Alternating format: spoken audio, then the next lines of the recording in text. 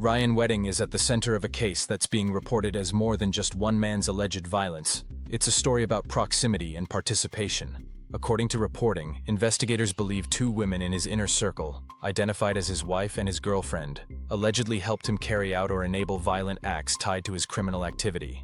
The emphasis in the coverage isn't just on what Wedding is accused of doing, but on the claim that the people closest to him weren't merely present in his life, they were allegedly useful to the operation. The allegations described in the reporting point to a familiar pattern in organized crime cases.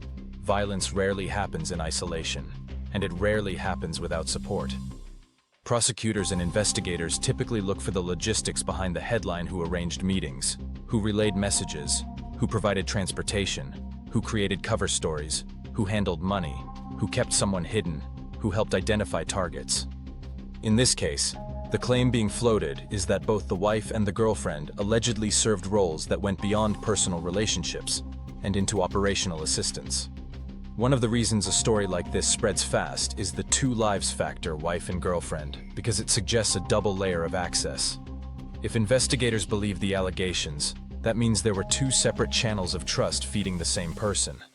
And in the world Wedding is being associated with, trust is everything. It's not always about who throws a punch or pulls a trigger. Sometimes it's about who sets the table and makes sure the target shows up, who provides an alibi, who wipes a device, who keeps a person calm while chaos is being planned a room away. The reporting also leans into the idea that intimate partners can become shields.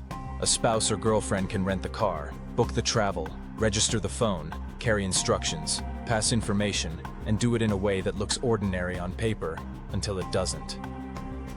If law enforcement is building a case, those ordinary actions can get reframed as knowing assistance, not romance, not coincidence, but coordination.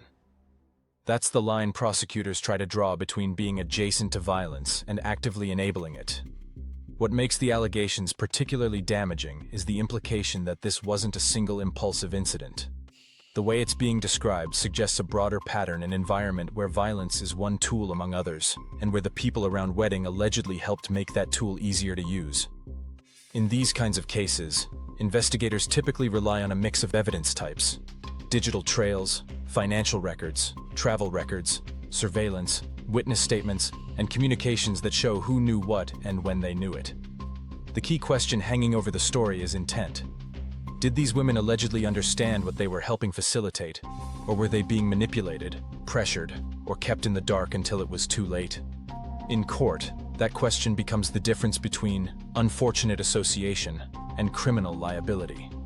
Reporting that describes them as having assisted implies authorities believe they can prove knowledge proof that actions weren't accidental, but deliberate. And that's why this isn't being treated like tabloid drama. If the allegations move forward in a serious way, the wife and girlfriend angle becomes more than scandal. It becomes the architecture of the case. Prosecutors don't just want to show what happened. They want to show how it happened, who made it possible, and who benefited from it. The story, as presented, is that Wedding didn't just allegedly operate with force, he allegedly operated with a network, and the closest relationships in his life were part of that network.